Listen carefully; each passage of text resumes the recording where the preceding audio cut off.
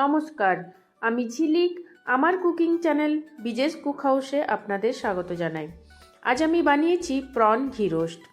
এই প্রন ঘি রোস্ট আমি সর্বপ্রথম খেয়েছিলাম উডুপি বেড়াতে গিয়ে। তো তখন থেকে আমার মনে ছিল একদিন আমি বাড়িতে নিশ্চয়ই বানাবো।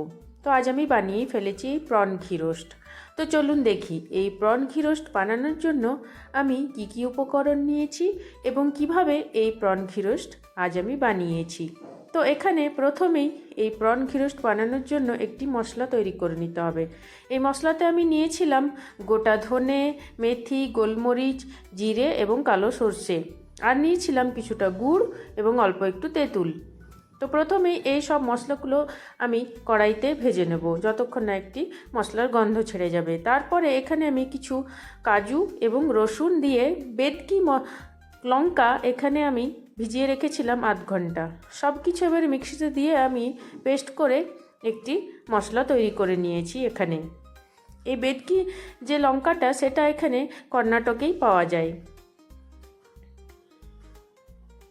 এরপর আমি এখানে চিংড়িগুলি ভালো করে নুন হলুদ দিয়ে ম্যারিনেট করে নেব। এখানে ম্যারিনেট করে 10 মিনিট রাখলে ভালো হয়।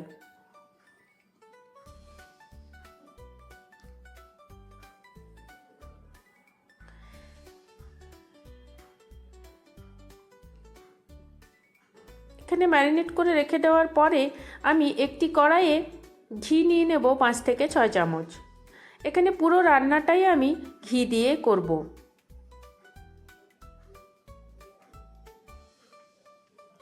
ঘি গরম হয়ে গেলে এখানে আমি সব চিংড়ি মাছগুলো একবারেই কড়াইতে দিয়ে দেব।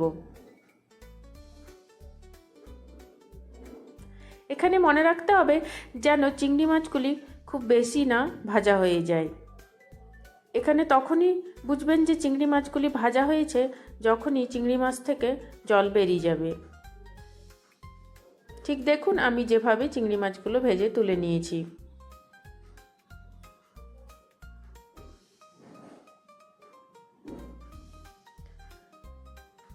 চিংড়ি মাছগুলি ভাজা হয়ে যাওয়ার পরে আমি ওই একই কড়াইতে আরও কিছুটা ঘি অ্যাড করে নেব।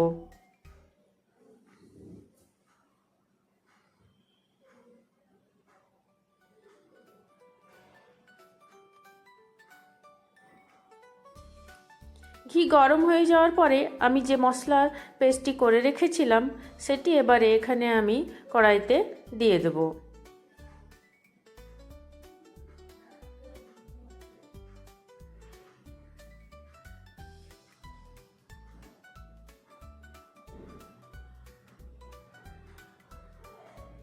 এখানে আমি সব মশলাটি ব্যবহার করিনি, অর্ধেকটি মশলা ব্যবহার করেছি। এরপরে এখানে এই মশলার সাথে ঘি ভালোভাবে খুন্তি দিয়ে নেড়ে নেড়ে মিক্স করে নিতে হবে এবং মশলা ততক্ষণ নাড়তে হবে যতক্ষণ না মশলা থেকে ঘি ছেড়ে যায়।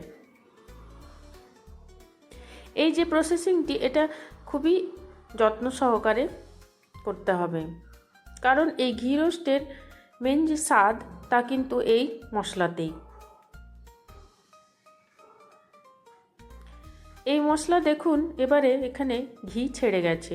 এরপরে এখানে আমি অ্যাড করে নেব কিছুটা কারি পাতা এবং অর্ধেকটা লেবুর রস।